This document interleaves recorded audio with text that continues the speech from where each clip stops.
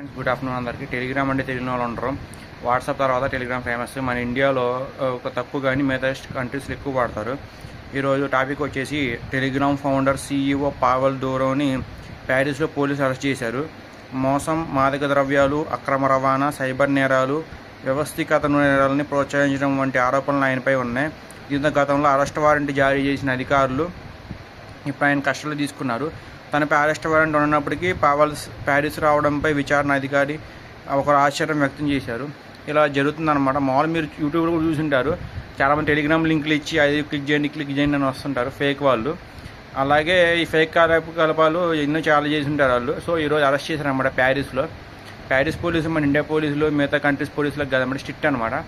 So న్యాయం గెలుస్తుంది ఎప్పటికైనా. సో దీనిపై మీ ఒపీనియన్ ఏంటి?